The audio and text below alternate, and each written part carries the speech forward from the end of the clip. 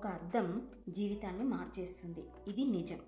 దీని వెనుక ఉన్న లాజిక్ ఏంటి అనేది తెలుసుకుందాం. చాదస్త మూఢనమ్మకం అనుకునే వాళ్ళు ఈ వీడియోని ఇక్కడే స్కిప్ చేయండి. వాస్తు మరియు జ్యోతిష్య శాస్త్రంలో అద్దాలకు అంతగా ఇంపార్టెన్స్ ఎందుకు ఇచ్చారు?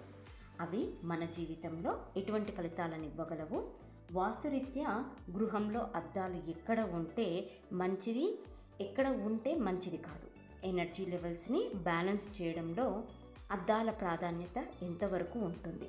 ముఖ్యంగా అద్దాలను వాస్తులో రెమెడియల్ పార్ట్గా వాడతాం కాబట్టి మన లైఫ్లో అద్దాలను ఉపయోగించి ఎటువంటి ఫలితాలను పొందవచ్చు, ఏ ఆకారం గల అద్దాలు ఎక్కడ ఉంటే ఎటువంటి ఫలితాలను ఇస్తాయి అనే అంశాల గురించి పూర్తిగా తెలుసుకుందాం.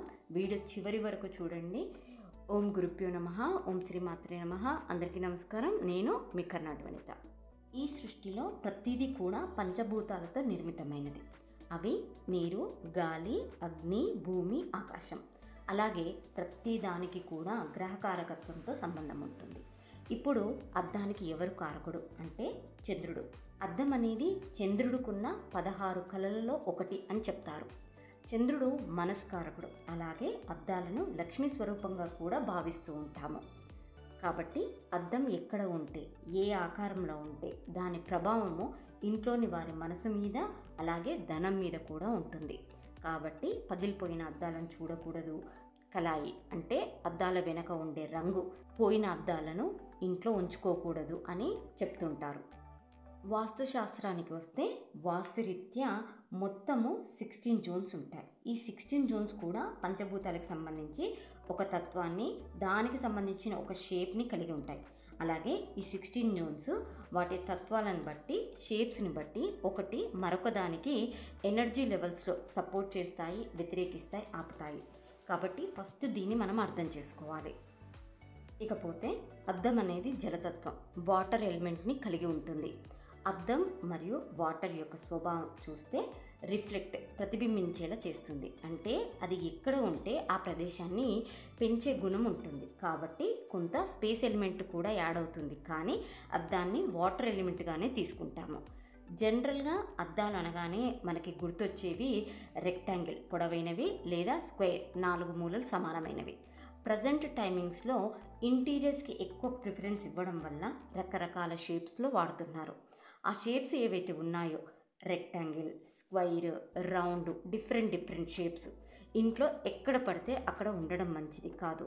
ముందుగా అద్దాలు ఉండడమే మంచిది కాదు అనుకుంటే వాటి షేప్స్ని బట్టి డిఫరెంట్గా ఉన్నటువంటి అద్దాలు ఇంట్లో ఎక్కడ పడితే అక్కడ మంచిది కాదు.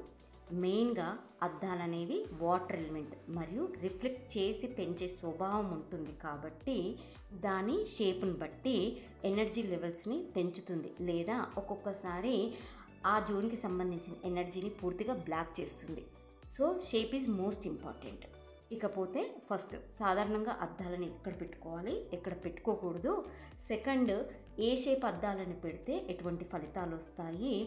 థర్డ్ వన్ వచ్చేసి అద్దాలను రెమెడియల్ పార్ట్గా వాడతాం కాబట్టి అది ఎక్కడ, ఎలా అని చూసినట్లయితే వాస్తుపరంగా అద్దాలను నార్త్ ఈస్ట్ సెంటర్ వరకు ఎక్కడైనా పెట్టుకోవచ్చు.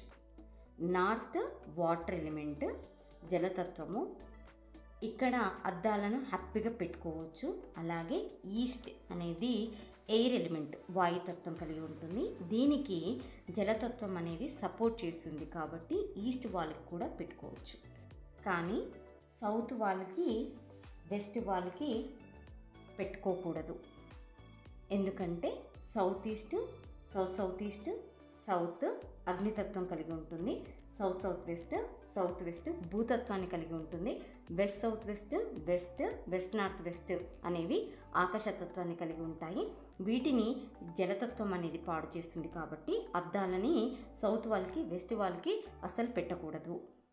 ఓన్లీ ఈ వాల్స్కి మాత్రమే పెట్టవచ్చు, ఈ వాల్స్కి మాత్రం పెట్టకూడదు అంటే అలా కాదు. వాస్తుపరంగా జోన్స్ని గృహానికి మధ్య నుండి తీసుకోవాలి. దానికి గృహానికి సంబంధించిన మ్యాప్ డ్రాయింగ్ని తీసుకొని సెంట్రైడ్ చూసి నార్త్ ఎన్ని డిగ్రీస్ తిరిగిందో చూసి శక్తి చక్రాన్ని అప్లై చేసి జోన్స్ని డివైడ్ చేస్తే మనకి 16 జోన్స్ అనేవి క్లియర్గా వస్తాయి. నార్త్ అంటే ఓన్లీ ఇక్కడ మాత్రమే కాదు, సెంటర్ నుండి ఉన్నది అంతా కూడా, అంటే ఈ ట్రయాంగిల్ ఏరియా ఏదైతే ఉందో ఇదంతా కూడా నార్త్. ఇక్కడ ఎక్కడైనా మనము అద్దాలని పెట్టుకోవచ్చు. సో దీన్ని బట్టి చూస్తే మనకి గృహంలో నార్త్ అండ్ ఈస్ట్ సెంటర్ వరకు మనము అద్దాలను ఈ ఏరియాలో మనం ఎక్కడైనా పెట్టుకోవచ్చు. కానీ సౌత్ వెస్ట్ వాల్ ఏదైతే ఉందో, సౌత్ సైడ్ వెస్ట్ సైడ్ ఏవైతే రూమ్స్ ఉంటాయో ఈ రూమ్స్లలో అద్దాలని పెట్టుకోకూడదు. కానీ ప్రస్తుత కాలంలో master bedroom, dining area, toilets అన్నీ కూడా సౌత్ వెస్ట్ వాల్స్కే ఉంటున్నాయి. ఇక్కడే మిర్రర్స్ యొక్క యూసేజ్ అనేది ఎక్కువగా ఉంటుంది. ఎందుకు అంటే మాస్టర్ బెడ్రూమ్లో డ్రెస్సింగ్ టేబుల్స్ ఉంటాయి. అలాగే ఇంకొంతమంది డ్రెస్సింగ్ టేబుల్ లేని వాళ్ళు బీరువా ఉండి దానికి అద్దాలను పెట్టుకుంటున్నారు. అలాగే నైరుతిలో బరువు ఉండాలని చెప్పి కబోర్డ్ చేయించుకోవడము. ప్రస్తుత కాలంలో ఇంటీరియర్స్లో కబోర్డ్స్కే పెద్ద పెద్ద మిర్రర్స్ పెట్టుకుంటున్నారు. టాయిలెట్స్లలో అవసరాల కొరకు మిర్రర్స్ పెట్టుకుంటున్నారు. అంతేకాకుండా డైనింగ్ ఏరియాలో కూడా ఇంటీరియర్ పర్పస్ షోకేస్కి సంబంధించిన అద్దాలను డైనింగ్ ఏరియాలో కూడా చాలామంది ప్రిఫర్ చేస్తున్నారు. దీనివల్ల ఇబ్బందులు అనేవి వస్తాయి. ఎటువంటి ఇబ్బందులు అంటే, ఫస్ట్ అద్దం అనేది ఎనర్జీని పెంచుతుంది కాబట్టి సౌత్, సౌత్ వెస్ట్, వెస్ట్ అంటే దక్షిణము, నైరుతి, పడమర పెరిగిన దోషం అనేది ఏర్పడుతుంది. ముఖ్యంగా నైరుతి పెరిగిన దోషం అనేది ఎక్కువగా ఏర్పడుతుంది. ఎందుకంటే అద్దాలని మాస్టర్ బెడ్రూమ్లోనే ఎక్కువగా యూజ్ చేస్తూ ఉంటారు కాబట్టి నైరుతి పెరిగిన దోషం ఏర్పడుతుంది. నైరుతికి రాహు కారకుడు కాబట్టి రాహు యొక్క ఎనర్జీ అనేది పెరుగుతుంది. నెక్స్ట్ 16 జోన్స్ ప్రకారము అద్దం అనేది ఏ ప్లేస్లో లొకేట్ అయ్యిందో ఆ ప్లేస్, ఆ జోన్కి సంబంధించిన ప్రాబ్లమ్స్ అనేవి వస్తాయి. ఎగ్జాంపుల్, సౌత్ అయితే ప్రొఫెషన్ అండ్ నేమ్ అండ్ ఫేమ్కి సంబంధించిన ప్రాబ్లమ్స్ అనేవి వస్తాయి. సౌత్ వెస్ట్ అయితే అధిక ఖర్చులు అవ్వడము, సౌత్ వెస్ట్ రిలేషన్ ప్రాబ్లమ్స్ రావడము, సౌత్ వెస్ట్ సేవింగ్స్ మరియు పిల్లల ఎడ్యుకేషన్ అనేది దెబ్బతింటుంది. వెస్ట్ అయితే ప్రాఫిట్స్ అండ్ గెయిన్ విషయంలో ఇబ్బందులు అనేవి వస్తాయి. అదేవిధంగా వెస్ట్ నార్త్ వెస్ట్ డిప్రెషన్లోకి వెళ్ళిపోతూ ఉంటారు. ఇలా ఒక్కొక్క జోన్ని బట్టి ఏ జోన్లో లొకేట్ అయ్యిందో ఆ జోన్కి సంబంధించిన ఇబ్బందులు అనేవి వస్తాయి.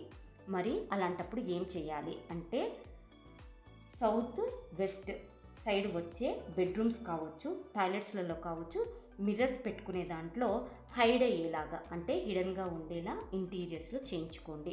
బయటికి తీసి చూసుకుని క్లోజ్ అయ్యేలాగా.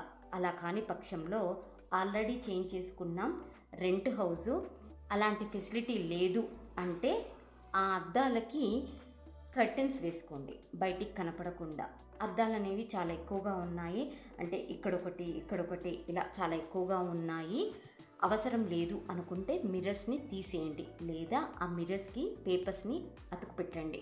మరొకటి ఏంటంటే, సౌత్ వెస్ట్లో వచ్చే రూమ్స్లలో కావచ్చు, టాయిలెట్స్లలో కావచ్చు, మిర్రర్స్ పెట్టుకోవాలనుకుంటే నెంబర్ 1 హిడెన్గా చేయించుకోవాలి లేదా కర్టెన్స్ వేసుకోవాలి. ఇది కంపల్సరీ చేస్తూ ఇంకొక ప్రికాషన్ ఏంటి అని చూసినట్లయితే, ఈ రూమ్స్లలో నార్త్ ఈస్ట్ లేదా టాయిలెట్లో కూడా నార్త్ ఈస్ట్ వాల్స్కి పెట్టుకోండి.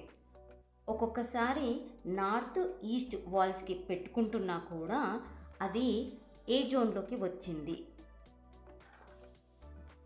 ఆ వాల్ అనేది ఒకవేళ అది south west, west north west zones కనుక అయితే అస్సలు పెట్టకూడదు.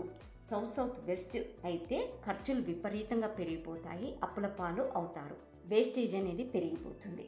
అదే వెస్ట్ నార్త్ వెస్ట్ అయితే సంతోషం అనేది ఉండదు, ఎన్ని ఉన్నా డిప్రెషన్లోకి వెళ్ళిపోతారు.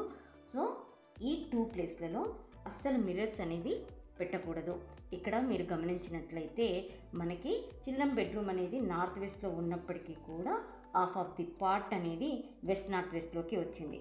ఇక్కడ మిర్రర్స్ పెట్టుకోమన్నారు కాబట్టి ఈ రూమ్ అంతా కూడా, అంటే ఈ ప్లాన్కి సంబంధించి half of the portion north వైపుకి వచ్చింది అని చెప్పి ఈ రూమ్లో మిర్రర్స్ పెట్టుకోవడం కోసం ఇక్కడ కూడా ఒకవేళ మిర్రర్స్ కనుక పెట్టుకుంటే, ఎందుకంటే ఇది ఈస్ట్ వాల్ అవుతుంది కాబట్టి ఇక్కడ మిర్రర్ కనుక పెట్టుకున్నట్లయితే వాళ్ళకి డిప్రెషన్ అనేది పెరుగుతుంది. కాబట్టి మనము చాలా జాగ్రత్తగా అది ఏ జోన్ అయ్యింది అనేది చాలా జాగ్రత్తగా చూసి అద్దాలు అనేవి పెట్టుకోవాలి. ఇక షేప్స్ విషయానికి వస్తే, నార్త్ సైడ్ వాల్స్ ఏవైతే ఉన్నాయో, నార్త్ సైడ్ రూమ్స్ ఏవైతే ఉన్నాయో ఈ రూమ్స్లలో రౌండ్ షేప్ మిర్రర్ పెట్టుకోవాలి. ఈస్ట్ సైడ్ వాల్స్ అయితే రెక్టాంగిల్ షేపు పొడవుగా ఉండే అద్దాలని పెట్టుకోవాలి. అలాగే సౌత్ సైడ్ అయితే ట్రయాంగిల్, వెస్ట్ సైడ్ అయితే స్క్వేర్ షేప్ అద్దాలని పెట్టుకోవాలి. సౌత్ వెస్ట్ వాల్స్కి పెట్టేటప్పుడు మాత్రం అది ఏ జోన్ అయ్యిందో చూసుకొని షేప్ని డిసైడ్ చేయాలి. చిన్నవి మాత్రమే యూస్ చేయాలి, పెద్ద పెద్ద మిర్రర్స్ పెట్టుకోకూడదు. నెక్స్ట్, అద్దాలని రెమిడియల్ పార్ట్లో ఎనర్జీ లెవెల్స్ని బ్యాలెన్స్ చేయడానికి యూస్ చేస్తాం. అది ఎలా అంటే, ఇల్లు ఒక్కొక్కసారి మనకి కట్ అవుతుంది. ఎలాగా? పార్కింగ్ కోసం కావచ్చు, లేదా స్థలమే ఒక్కొక్కసారి కట్ అయినప్పుడు దాన్ని 4 మూలలు చేయకుండా కట్టేస్తుంటారు. అటువంటి ఇండ్లకి అది ఏ మూల అయ్యింది లేదా ఏ దిక్కు అయ్యిందో చూసి ఆ జోన్ని బట్టి మిర్రర్స్ని యూజ్ చేసి ఆ జోన్ ఎనర్జీని పెంచుతాము. ఎగ్జాంపుల్, ఈశాన్యం కట్ అయ్యింది రౌండ్ షేప్ మిర్రర్స్ తోటి. ఒకవేళ ఆగ్నేయం కట్ అయింది అనుకోండి, త్రికోణ ఆకారం గల మిర్రర్స్ తోటి. నైరుతి కట్ అయితే చతురస్రాకారం, వాయువ్యం కట్ అయితే రౌండ్ షేప్ మిర్రర్స్ని యూజ్ చేసి ఎనర్జీ లెవెల్స్ అనేవి బ్యాలెన్స్ చేయొచ్చు. కానీ అద్దాలను ఎప్పుడు కూడా నార్త్కి, ఈస్ట్కి ఎక్కువ ప్రిఫరెన్స్ ఇవ్వాలి. ఇల్లు కట్టే విషయంలో కూడా నార్త్, ఈస్ట్కి ఎక్కువ స్పేస్ వదులుతాము, సౌత్కి, వెస్ట్కి తక్కువ స్పేస్ అనేది వదులుతాము. అంటే నార్త్, ఈస్ట్ పెరిగితే మంచిది, కానీ సౌత్, వెస్ట్ పెరిగితే మంచిది కాదు. అద్దాలకి స్పేస్ని పెంచే తత్వం ఉంటుంది కాబట్టి అది నార్త్కి, ఈస్ట్కి మంచిది అవుతుంది, కానీ సౌత్కి, వెస్ట్కి అంత మంచిది కాదు. మరి కమర్షియల్ బిట్స్ కావచ్చు, షాపింగ్ మాల్స్, పెద్ద పెద్ద షోరూమ్స్, బట్టల షాప్స్, సెలూన్స్లలో మిర్రర్స్ లేకుండా ఉండవు, చుట్టూ ఉంటాయి. మరి వాటికి ఇబ్బంది రాదా? వాటి విషయంలో మిర్రర్స్ అన్ని వైపులా ఉండడం వల్ల ఎనర్జీ అనేది అన్ని దిక్కుల్లో సమానంగా పాస్ అవుతుంది, కాబట్టి అక్కడ అంత ఇబ్బందినివ్వదు. కానీ గృహం విషయంలో సాధారణంగా మన ఇంట్లో పర్టికులర్గా ఒక ప్లేస్లో అద్దం పెట్టి ఆ ఎనర్జీని పెంచడం అనేది డిఫరెంట్. 16 జోన్స్లలో ఏ జోన్లో మిర్రర్ ఉంటే ఎటువంటి ఫలితాలు వస్తాయి, ఏ షేప్ మిర్రర్ పెట్టుకోవడం వల్ల ఎటువంటి బెనిఫిట్స్ని పొందవచ్చు అనే అంశాలను క్లియర్గా తెలుసుకోవాలి అనుకునే వాళ్ళు ఒక లైక్, కామెంట్ చేయండి.